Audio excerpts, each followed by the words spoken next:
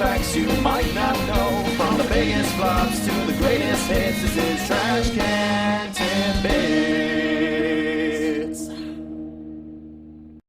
Hey there, everyone. If you're new here and wondering who this handsome raccoon is that is gracing your TV, phone, computer, or whatever platform you use to stream, my name is Beaton, and this is my show, Trash Can Tidbits. I am the pop culture loving ringtail that slings you fun facts that you may not know. If you're a regular viewer, though, welcome back. Last time I asked the question, true or false? Jack Haley did all of his own singing in The Wizard of Oz. The answer is actually false. The sudden recasting of Buddy Ebsen as the Tin Man didn't give Haley much time to prepare, so while he was able to sing the majority of the songs, including If I Only Had a Heart and other songs where he was featured, the only song where Haley's voice is not featured is We're Off to See the Wizard.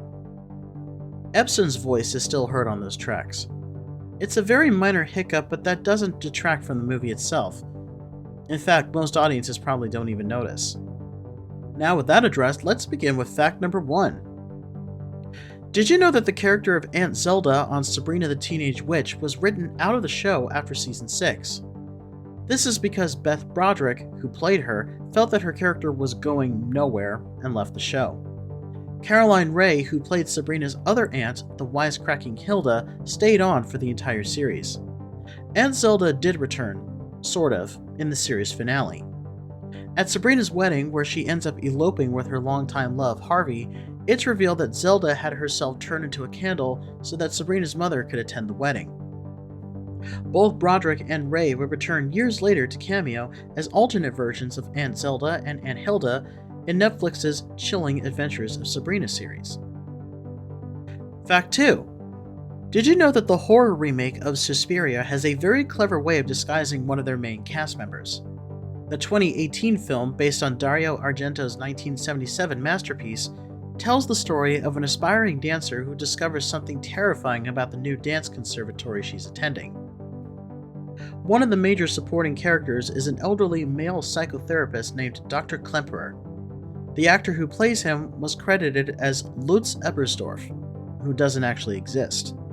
The big behind-the-scenes twist after Suspiria came out is that the movie has an all-female cast. So it felt natural to have the only male character be played by a woman as well. In this case, Tilda Swinton in prosthetic old age makeup. The name Ebersdorf is a play on words of Swinton's last name. Eber means swine or boar in German, and Dorf means town, hence Swine Town or Swinton. She also plays 2 other characters in the movie, the dance company's lead choreographer and the leader of an evil witch coven. Fact 3 comes again from Teo Drohan. Did you know that before playing their respective roles of Elphaba and Glinda in the Wicked movie, Cynthia Erivo and Ariana Grande both sang for Disney movie soundtracks? However, both are live-action remakes, so take these with a grain of salt. Grande got to duet with John Legend for the Beauty and the Beast remake, singing the title song for the end credits, while Erivo played the Blue Fairy and got to sing the official Disney theme song When You Wish Upon a Star for the Pinocchio remake. Say what you want about the Pinocchio remake, Erivo's vocals for the Disney anthem absolutely crush it. In either case, both actresses who are now popular worldwide for playing the besties of Oz have participated singing classic Disney anthems. Thanks for that fact, Rohan. Fact 4. Did you know that one Power Ranger ad-libbed one of his lines during the making of Mighty Morphin Power Rangers the movie? During the scene where the Rangers receive their new abilities from the Great Power, the female warrior Dulcea speaks with each of them, telling them about their new morphing abilities, which are based on different animals. When she gets to Adam, the Black Ranger, she asks if there's anything wrong, and Adam responds disappointingly, "I'm a frog." According to Johnny Young Bosch, who played Adam, he actually did think that the frog was a lame choice for his character, and his disappointment was worked into the movie as a result.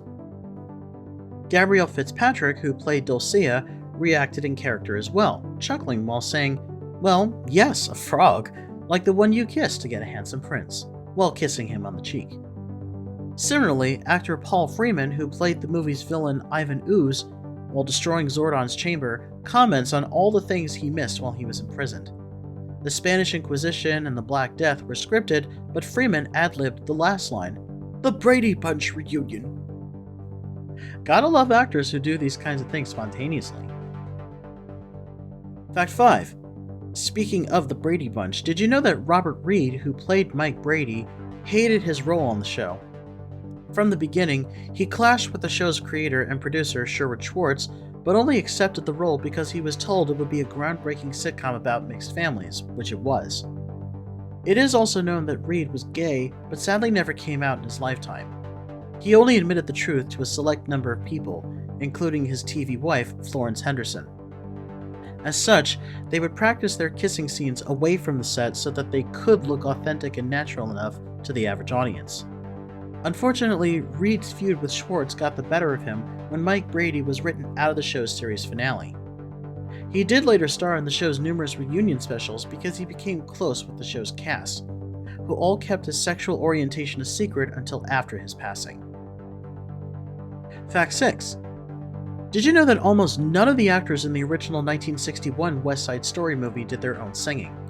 The lead actors, Natalie Wood and Richard Beymer, did attempt to try their own singing. Wood's original demos for the songs I Feel Pretty and Tonight can be heard in the DVD bonus features, but since Maria is a soprano, Wood's voice was not strong enough. She and Beymer were dubbed over by singers Marnie Nixon and Jim Bryant. Nixon herself would become well known for her career as a ghost singer years later. I'm pretty sure though that Rita Moreno, who played Anita, did do her own singing for the song America, but definitely not for the song A Boy Like That. By Moreno's own admission, her angry facial expressions did not match the singing double for her whatsoever. Interestingly enough too, Marnie Nixon not only sang I Have a Love for Natalie Wood, but also dubbed Moreno for the final part of the song, so she's essentially doing a duet with herself.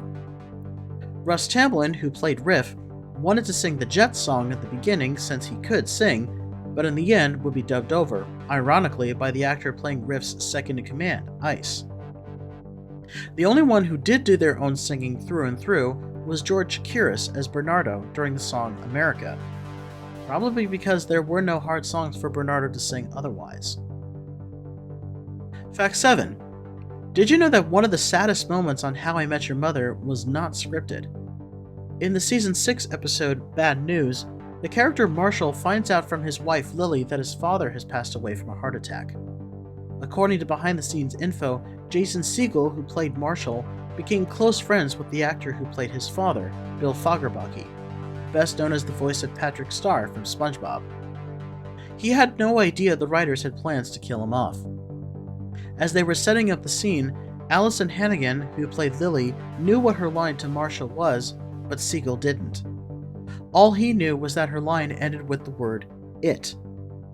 When they called action, Hannigan came into the scene crying because she had just gotten her line a few moments ago, which was, "Your father had a heart attack. He didn't make it." Jason Segel's devastated reaction was 100% genuine, including his last words, "I'm not ready for this." And to be honest, neither was the audience. Fact 8. Did you know that the original version of Resident Evil 2 was intended to be the last game in the series? It was well documented that Capcom's original RE2 prototype, now called Resident Evil 1.5, was going to feature two characters, Leon Kennedy and Elza Walker. Elza, a motorcycle-riding college student, was later reworked into Claire Redfield, the sister of the first game's hero, Chris Redfield, to make a closer connection to the first game. It would have featured slightly different gunplay mechanics and even a system of equipping body armor for the main characters. The two protagonists also never met or crossed paths with each other. They would have met side characters who would join them throughout, and was also going to have a definitive ending. The game was about 75 to 80% finished when Capcom realized that this was straying too far away from what made the original game a success, and eventually wanted to make more games, so they started over. The finished version of Resident Evil 2 is still ranked as one of the top games in the series, but fans still clamor for a chance to play the 1.5 edition. ROMs have been leaked online though to give you an opportunity to experience what might have been. Fact 9. Did you know that voice acting legend Maurice LaMarche not only used Orson Welles as the inspiration for the brain on Pinky and the Brain, but he also got to do the voice for Orson Welles in a movie? In the Tim Burton movie Ed Wood, which was a biopic of one of the most infamous camp directors of all time, Wood gets to meet Welles, one of his cinematic idols, in a bar. In this scene, the famous actor-director relates to Wood's filmmaking frustrations, remembering himself having to fight the studio system while still reminding them that he had complete control over his own movies like Citizen Kane, and encouraging the amateur filmmaker to assert his dominance. Welles was played in the film by Vincent D'Onofrio, but it's not his voice you hear, it's LaMarche's. Tim Burton realized that D'Onofrio looked like Orson Welles at that time, but he didn't sound enough like him, and hired LaMarche to dub his voice, remembering that he had been doing the perfect Welles impersonation as the Brain. In real life, Ed Wood and Welles never met each other and was merely added to the film for dramatic effect. Interestingly enough, in an episode of Pinky and the Brain, LaMarche got to spoof an infamous commercial that Orson Welles provided voiceover for, which featured outtakes of the actor arguing with the director over the delivery of his lines. The Brain does the whole routine nearly word for word, without the swearing, of course. Fact 10. Did you know that with the release of A24's remake of the vampire classic Nosferatu, this is not the first time that Willem Dafoe has been part of this movie's extensive history? Dafoe is a cinematic chameleon, known for his eccentricity and method energy that he brings to each performance he gives. He and A24 pretty much go together like peanut butter and jelly, in my opinion. In this movie, he plays the vampire hunter Professor von Franz, pretty much this movie's version of Bram Stoker's legendary Van Helsing. But Dafoe's first rodeo with the Nosferatu story was in the 2000 film Shadow of the Vampire, which was about the making of the original 1922 silent classic. He played Max Schreck, the actor who played the vampire Count Orlok in Nosferatu. The story goes that the movie's director, F.W. Murnau, wanted the movie to be authentic, leading to the legend that he had cast a real vampire to play Orlok. Dafoe's method acting is on full display in this movie. So, to come full circle, he went from playing a method actor who played the vampire in a movie about the making of a vampire movie to playing the vampire hunter in a remake of the vampire movie. Ooh. Are you still with me? Good. Dafoe earned an Oscar nomination for his performance in Shadow of the Vampire. It was in fact this movie that got Sam Raimi's attention that led Dafoe to play the Green Goblin in Spider-Man 2 years later. And here's today's trivia question. The video game company Rare was one of Nintendo's top developers in the 90s, and their games were, and still are, some of the best ranked games in the company's history and the gaming industry overall. GoldenEye, Donkey Kong Country, Killer Instinct, Banjo-Kazooie, the list goes on. One interesting piece of hardware that they ended up using for a few of their later games was the expansion pack.